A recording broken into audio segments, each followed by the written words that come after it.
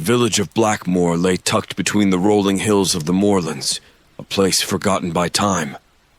Here the mist crept in like an uninvited guest, thick, cold, and silent. It clung to the cobbled streets, swallowing the few flickering lamps that stood along the main road. At night, the world beyond the village edge dissolved into a sea of gray, leaving only the distant, forlorn howls of wind. Or was it something else? For days now, the fog had been unusually heavy. The villagers, always wary of the moors, had begun to murmur. It started with old Mrs. Cartwright, her gnarled hands trembling as she clutched her shawl tighter one evening by the hearth in the pub. "Took 2 sheep last night," she had said, her voice barely above a whisper. Not a trace of 'em this time. Just gone, like they'd been snatched right from the earth. Others nodded, their eyes darting toward the windows. Blackmoor had always had its share of strange happenings. Wild dogs from the hills, perhaps. Or a fox, some reasoned.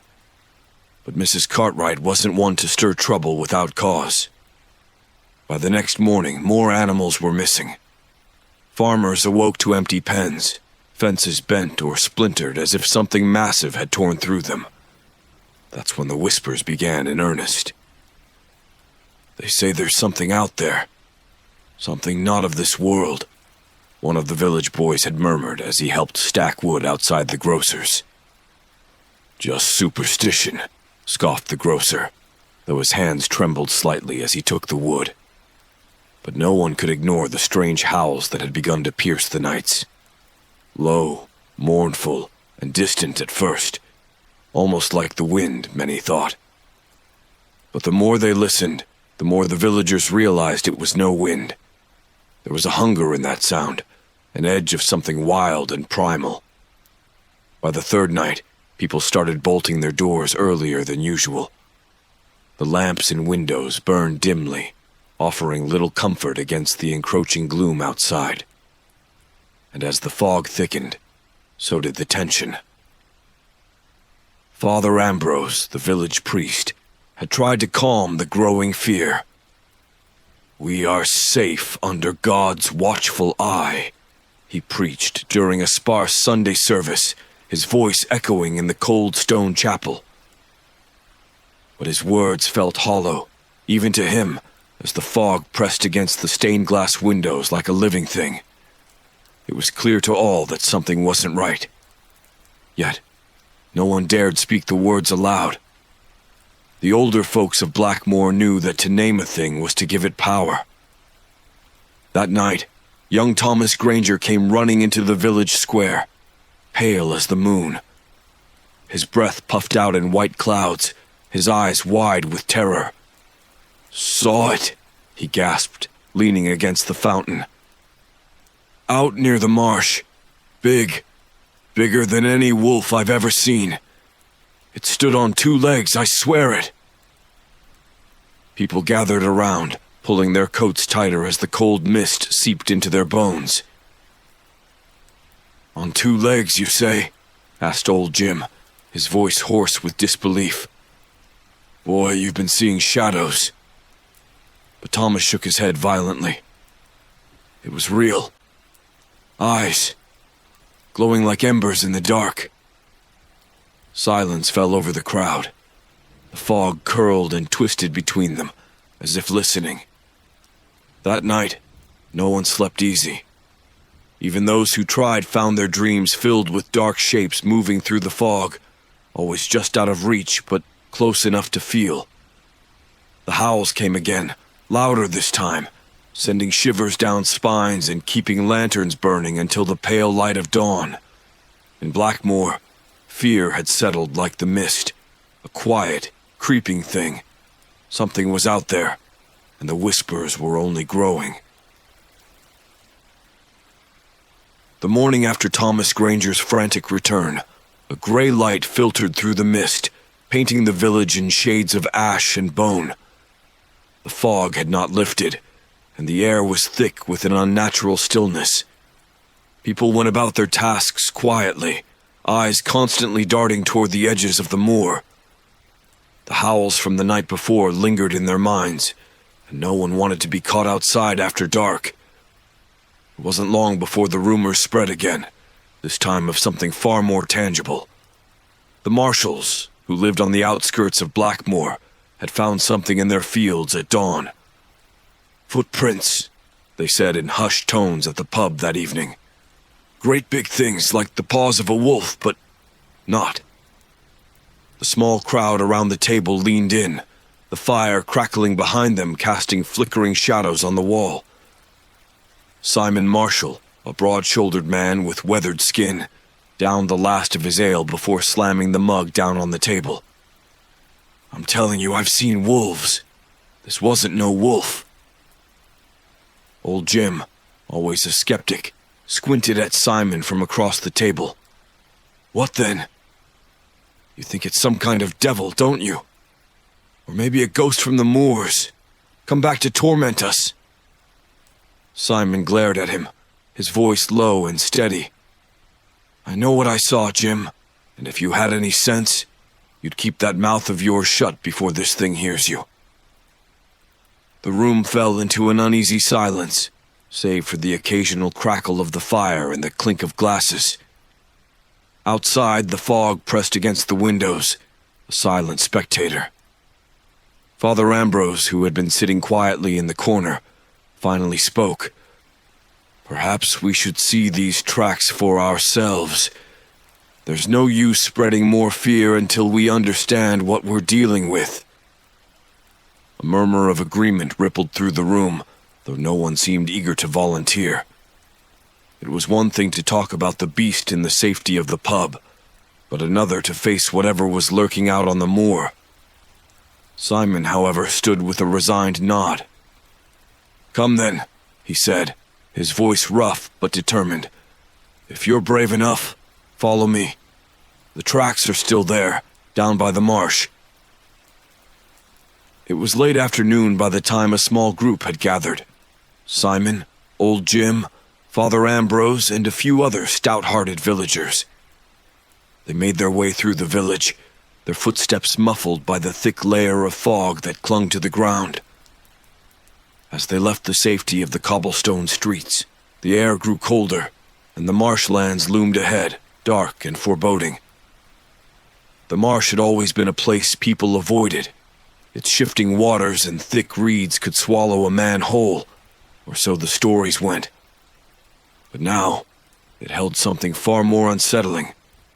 Simon led them to the edge of his field, where the land sloped down into the marshy ground. There, he said, pointing to a patch of mud. The others gathered around, their breath hanging in the damp air. At first glance, the tracks could have been mistaken for a large animal, but as they looked closer, unease spread through the group. The prints were enormous, nearly the size of a man's boot, but they were not shaped like any animal they had seen. The claw marks dug deep into the earth, each one long and sharp, leaving a sense of violence in their wake. What kind of creature leaves tracks like this?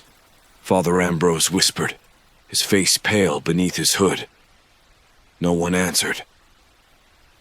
The villagers stood in stunned silence, the weight of what they were seeing sinking in. Whatever had made those tracks wasn't natural. It wasn't something they could explain away with reason or superstition. Old Jim knelt beside the prince, his usual bravado gone. God help us, he muttered, his voice barely audible. That ain't right. The wind stirred the reeds nearby, a cold gust that seemed to carry a distant echo of the howls they had heard the night before. Simon straightened, his face grim. Whatever it is, it's getting bolder. We're not safe, not out here. As the group turned back toward the village, the mist seemed to thicken, as though it were closing in behind them, swallowing the tracks they left in their wake. But the memory of what they had seen lingered, a cold dread creeping into their bones. Something was out there, and it was only a matter of time before it came again.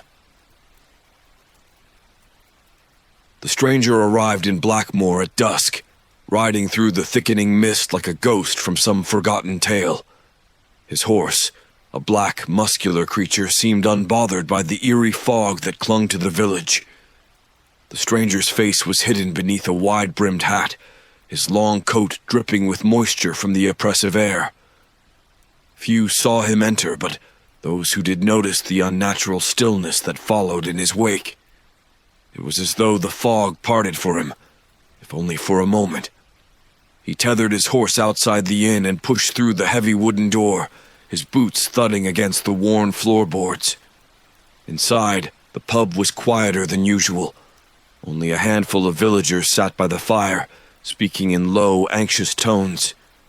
The air inside was warm, but heavy with unease, the flames casting nervous shadows on the walls. The innkeeper, Henry, glanced up from behind the bar as the stranger approached, wiping his hands on a stained apron. "Evening," Henry greeted, though his voice carried none of its usual cheer. "Bit of a rough time to be traveling through Blackmoor."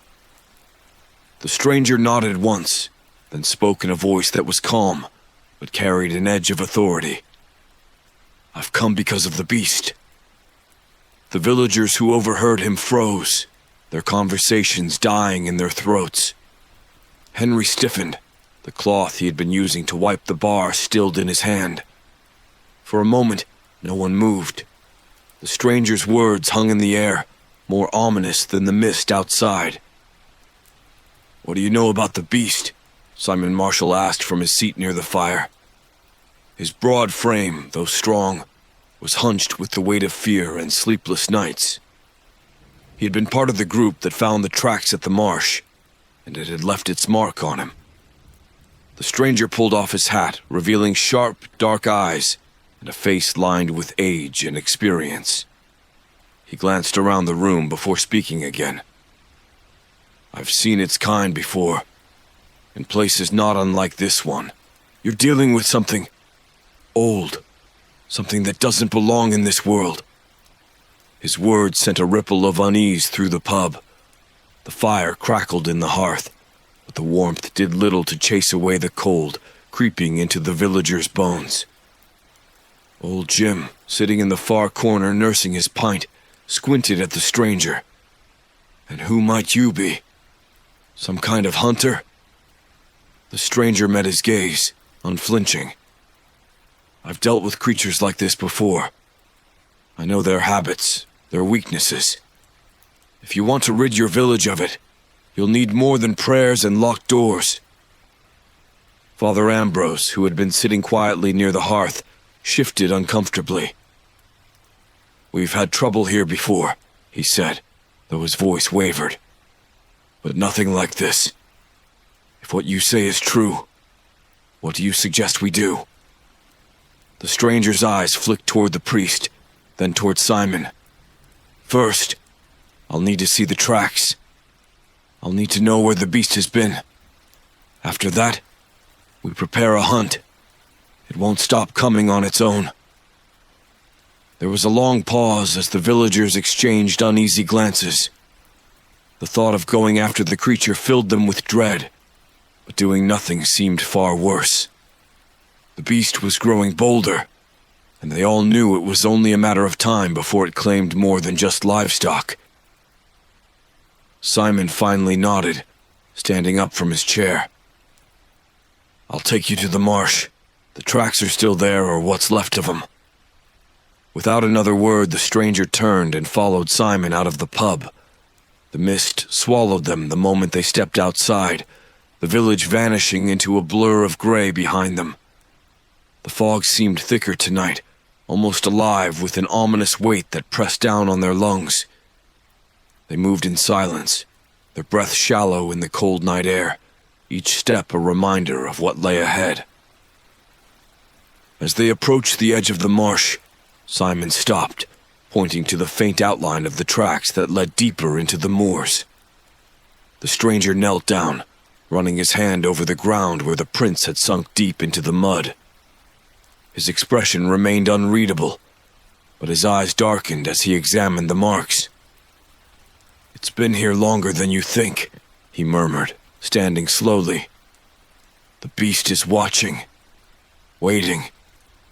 It's stronger now. You've stirred it." Simon swallowed hard, his throat dry. "So what now?" The stranger turned, his silhouette barely visible in the fog. "Now we prepare. The hunt begins tomorrow at dusk. But be warned, this thing won't go down easy. And if you're not careful, it won't be just the beast hunting by the end of it." As they stood in the chilling mist, Simon couldn't shake the feeling that something far worse than a wild creature was out there, lurking in the shadows of the moor. The next day dawned as bleak as the ones before, with the sun struggling to pierce through the unrelenting fog that clung to Blackmoor like a shroud. By dusk, the village was silent, holding its breath in the growing darkness. The stranger had spent the day preparing, gathering tools and quietly instructing the few brave souls who had volunteered for the hunt. Among them were Simon, old Jim, and 2 other villagers, sturdy men who carried a mix of fear and grim determination in their eyes. As the light faded and the mist thickened, the stranger handed out torches, their flames flickering weakly against the oppressive fog. "Stay close. It will come when the night is at its deepest, when the fog is thickest," he warned, his voice a low murmur that barely rose above the sound of the wind curling through the moors. They set out toward the marsh, the cold night air biting at their exposed skin. Every step felt heavy, as if the land itself resisted their intrusion. The marsh was quieter than usual. No insects chirped, no owls called. The only sound was the muffled crunch of their boots against the wet ground. Simon carried a rifle, his knuckles white where they gripped the barrel. The stranger, walking ahead, held a long blade, its edge gleaming faintly in the dim light. His eyes scanned the fog, alert and ready. Behind them, old Jim muttered nervously under his breath, while the other 2 villagers clutched makeshift weapons, an old scythe and a club wrapped in rags soaked in lantern oil. They reached the edge of the marsh and stood in silence, listening. The fog coiled around them, thick and cold, making it impossible to see more than a few feet ahead. And then, somewhere deep within the mist, came a sound, low and guttural, a growl that sent a shiver through each man. "There," the stranger whispered, pointing into the darkened marshlands. "It's close." The growl grew louder, and with it came the unmistakable sound of movement, heavy, deliberate footsteps, far too large for any normal animal. Simon's pulse quickened, his breath coming in shallow gasps. The creature was near, stalking them through the fog like a predator playing with its prey. Suddenly there was a flash of movement, a dark shadow darting just beyond the edge of their vision. The torches flickered wildly as the beast circled them, a mass of shadow and muscle moving unnaturally fast. The men turned frantically, trying to keep their eyes on it, but the fog made it impossible to track. "Stay together!" the stranger barked, his voice cutting through the panic. "It's trying to separate us!" The beast struck without warning, lunging from the mist with terrifying speed. It knocked one of the villagers off his feet, sending him sprawling into the mud. A howl ripped through the night, louder and closer now, filled with a hunger that turned their blood cold. Simon caught a glimpse of the creature then, just for a second. A hulking shape, covered in dark fur, its eyes glowing like embers in the mist. The villager scrambled to his feet, pale and trembling, clutching his scythe as though it were the only thing tethering him to this world. "It's not natural," he gasped, his voice barely above a whisper. The stranger moved quickly, raising his blade as the beast lunged again, teeth flashing in the torchlight. There was a sickening thud as the blade made contact, and the creature let out a deafening roar, retreating momentarily into the fog.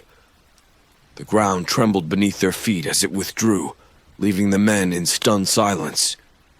"We've wounded it," the stranger said, his voice grim. "But it's not over." The beast circled once more, now enraged, its growls vibrating through the mist. Simon raised his rifle, aiming into the fog where the shadow had vanished. His hands shook, sweat mingling with the cold dampness of the night. He pulled the trigger, the shot echoing through the marsh. Silence followed. For a moment the world held its breath.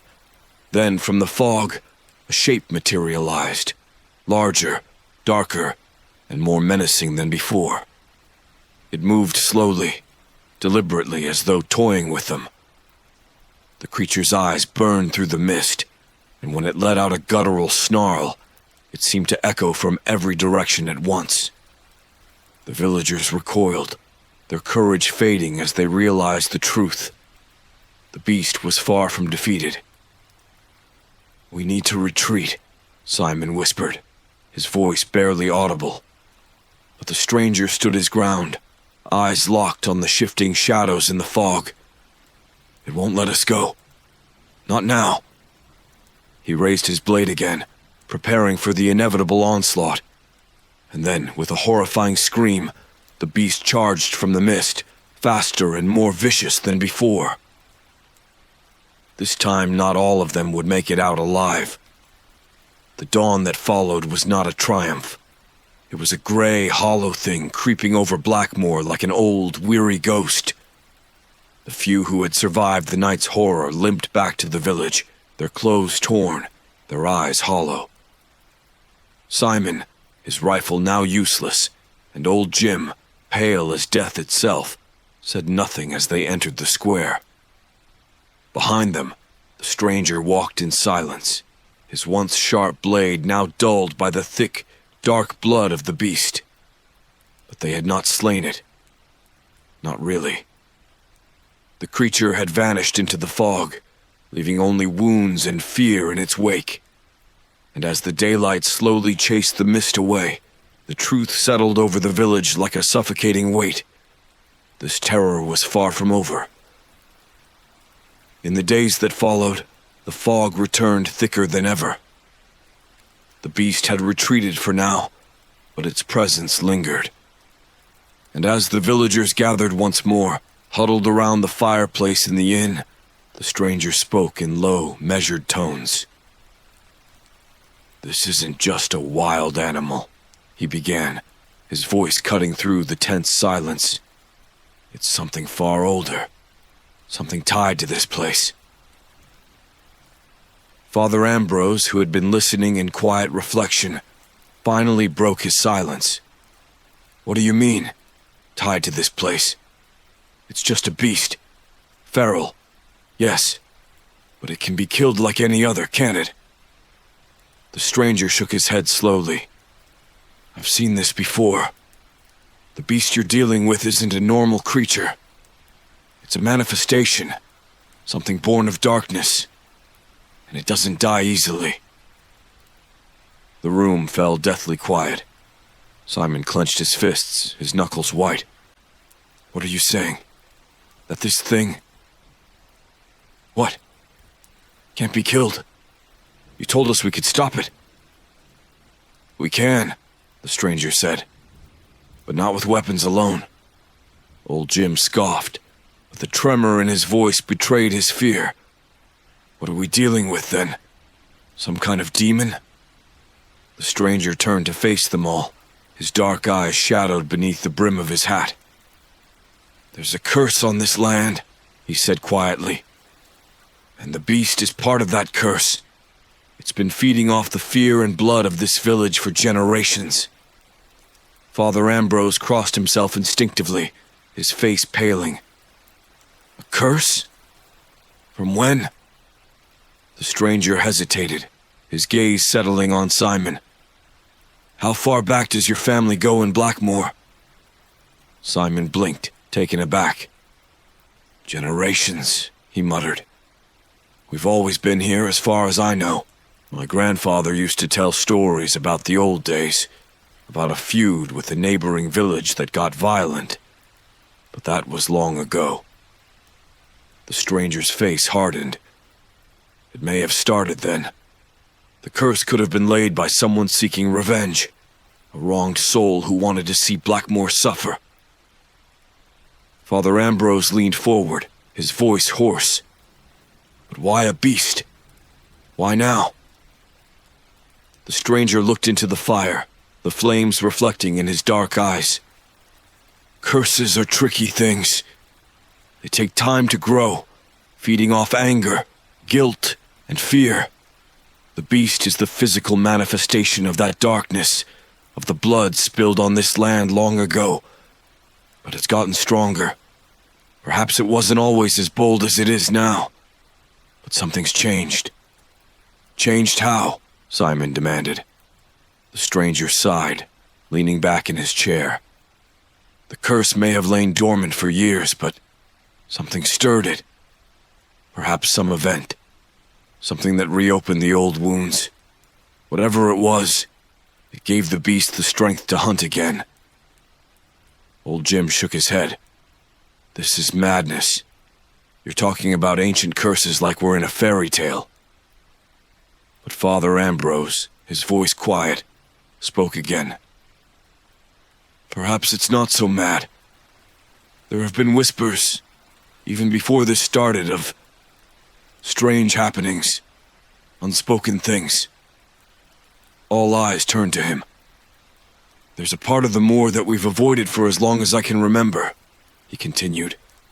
My predecessor, Father Lucas, once mentioned it in passing. He said the land out there was cursed, haunted even. But he never told me more. The villagers always called it the Wailing Hollow.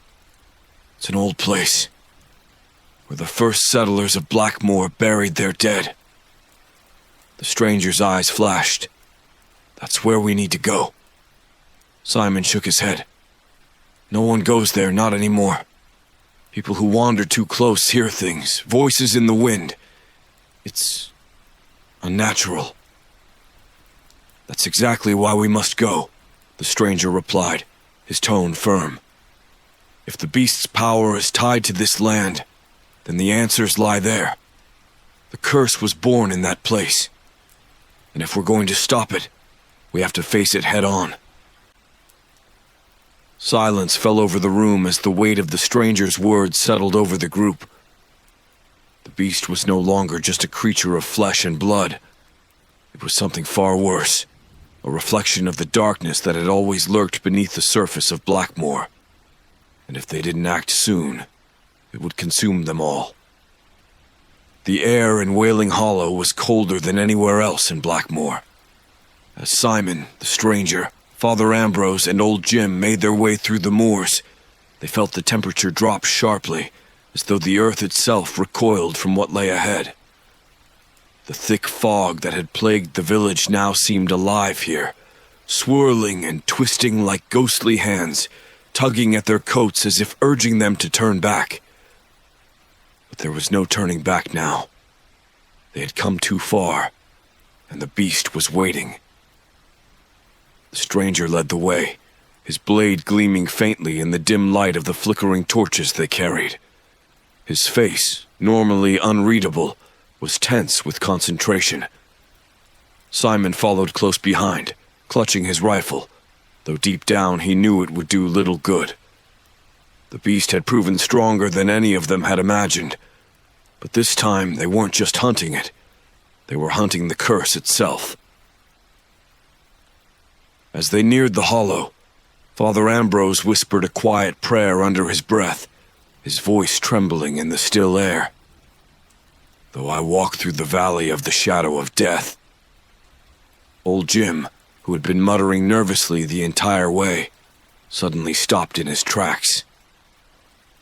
I've heard tales about this place, he rasped, his voice thick with fear. My father used to say the dead don't rest here. They cry out, call to anyone who comes too close. The stranger's voice cut through the fog like a knife. This is where it all began.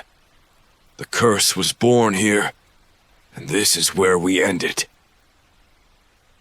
Wailing Hollow spread out before them, a sunken piece of land where the mist clung heavier, the ground uneven and scattered with the remnants of old gravestones. Many were broken, tilted at odd angles, half sunken into the earth like rotting teeth. The air was thick with the smell of damp earth and decay, and a strange, oppressive silence hung over the place, as though the world itself had forgotten it. "This is it," Simon muttered, his breath a cloud in the cold air. His heart pounded in his chest as they stepped into the hollow, the weight of the place pressing down on him. He could feel it, the wrongness of it.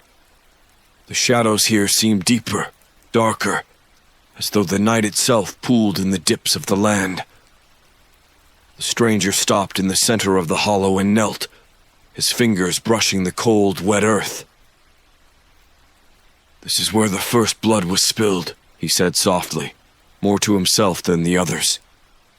"The curse comes from the ground, fed by the betrayal, the violence. The beast is the curse's guardian, its servant. My grandfather used to tell stories about the old days, about a feud with a neighboring village that got violent. But that was long ago." The stranger's face hardened. It may have started then. The curse could have been laid by someone seeking revenge, a wronged soul who wanted to see Blackmoor suffer. Father Ambrose leaned forward, his voice hoarse. "But why a beast? Why now?" The stranger looked into the fire, the flames reflecting in his dark eyes. "Curses are tricky things. They take time to grow, feeding off anger, guilt, and fear. The beast is the physical manifestation of that darkness, of the blood spilled on this land long ago. But it's gotten stronger. Perhaps it wasn't always as bold as it is now. But something's changed." "Changed how?" Simon demanded. The stranger sighed, leaning back in his chair. "The curse may have lain dormant for years, but something stirred it. Perhaps some event. Something that reopened the old wounds. Whatever it was, it gave the beast the strength to hunt again." Old Jim shook his head. "This is madness. You're talking about ancient curses like we're in a fairy tale." But Father Ambrose, his voice quiet, spoke again. "Perhaps it's not so mad. There have been whispers, even before this started, of strange happenings, unspoken things." All eyes turned to him. "There's a part of the moor that we've avoided for as long as I can remember," he continued. "My predecessor, Father Lucas, once mentioned it in passing. He said the land out there was cursed, haunted even. But he never told me more. The villagers always called it the Wailing Hollow. It's an old place, where the first settlers of Blackmoor buried their dead." The stranger's eyes flashed. "That's where we need to go." Simon shook his head. "No one goes there, not anymore. People who wander too close hear things, voices in the wind. It's unnatural." "That's exactly why we must go," the stranger replied, his tone firm. "If the beast's power is tied to this land, then the answers lie there. The curse was born in that place. And if we're going to stop it, we have to face it head on." Silence fell over the room as the weight of the stranger's words settled over the group. The beast was no longer just a creature of flesh and blood. It was something far worse, a reflection of the darkness that had always lurked beneath the surface of Blackmoor. And if they didn't act soon, it would consume them all. The air in Wailing Hollow was colder than anywhere else in Blackmoor. As Simon, the stranger, Father Ambrose, and old Jim made their way through the moors, they felt the temperature drop sharply, as though the earth itself recoiled from what lay ahead. The thick fog that had plagued the village now seemed alive here, swirling and twisting like ghostly hands, tugging at their coats as if urging them to turn back. But there was no turning back now. They had come too far, and the beast was waiting. The stranger led the way, his blade gleaming faintly in the dim light of the flickering torches they carried. His face, normally unreadable, was tense with concentration. Simon followed close behind, clutching his rifle, though deep down he knew it would do little good. The beast had proven stronger than any of them had imagined, but this time they weren't just hunting it. They were hunting the curse itself. As they neared the hollow, Father Ambrose whispered a quiet prayer under his breath, his voice trembling in the still air. Though I walk through the valley of the shadow of death. Old Jim, who had been muttering nervously the entire way, suddenly stopped in his tracks. I've heard tales about this place, he rasped, his voice thick with fear. My father used to say the dead don't rest here. They cry out, call to anyone who comes too close. The stranger's voice cut through the fog like a knife. This is where it all began. The curse was born here, and this is where we end it. Wailing Hollow spread out before them, a sunken piece of land where the mist clung heavier, the ground uneven and scattered with the remnants of old gravestones. Many were broken, tilted at odd angles, half sunken into the earth like rotting teeth. The air was thick with the smell of damp earth and decay, and a strange, oppressive silence hung over the place, as though the world itself had forgotten it. This is it, Simon muttered, his breath a cloud in the cold air. His heart pounded in his chest as they stepped into the hollow, the weight of the place pressing down on him. He could feel it, the wrongness of it. The shadows here seemed deeper, darker, as though the night itself pooled in the dips of the land.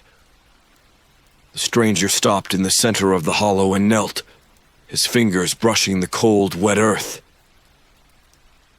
This is where the first blood was spilled, he said softly, more to himself than the others.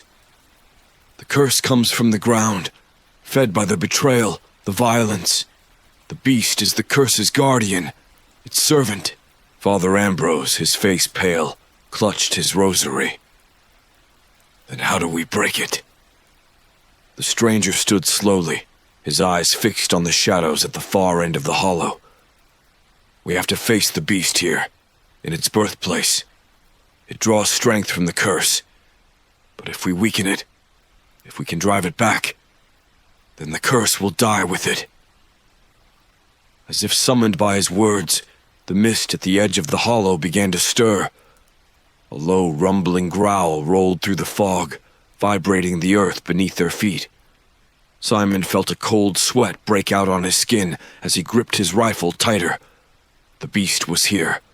From the shadows it emerged, its massive form hulking and monstrous, fur matted and gleaming with the wetness of the fog. Its eyes burned like twin embers in the darkness, glowing with a terrible hunger. It moved slowly, deliberately, as though it knew this was the final confrontation. Old Jim backed away, his eyes wide with terror. God help us, he whispered. It's bigger than before. The stranger raised his blade, his eyes locked on the creature. It's feeding off the curse, growing stronger as the darkness holds sway over this place. But it's vulnerable here too. We have to strike now before it fully awakens. Simon raised his rifle, his heart hammering in his chest. Father Ambrose stepped forward, raising his crucifix, his voice firm despite the fear that gripped him. In the name of God, I command you to leave this place. The beast snarled, its lips pulling back to reveal rows of sharp, glistening teeth. It lunged, faster than any of them expected, crashing toward them with a terrible roar. Simon fired his rifle, the sound shattering the oppressive silence of the hollow, but the bullet seemed to do little to slow the creature. The stranger moved with precision, darting forward to meet the beast head-on. His blade flashed in the dim light as he slashed at its side, drawing a deep, dark wound that oozed thick blood. The beast howled in fury, swinging its massive claws toward him, but the stranger ducked, avoiding the deadly blow. Simon reloaded, his hands shaking, while old Jim and Father Ambrose scrambled back, watching in horror as the stranger fought with a skill and ferocity none of them had seen before. The beast roared again, this time weaker, as the curse that had sustained it began to falter. "Now!" the stranger shouted, driving his blade deep into the beast's chest. "Strike now before it regains its strength!" With a final desperate surge, Simon raised his rifle once more, aiming for the creature's glowing eyes. He fired, the shot ringing through the hollow. The beast let out one last bone-chilling howl before collapsing into the earth, its body dissolving into mist as it died. The silence that followed was deafening. The fog seemed to lift, the oppressive weight that had hung over the hollow slowly dissipating. The curse, broken at last, released its hold on the land,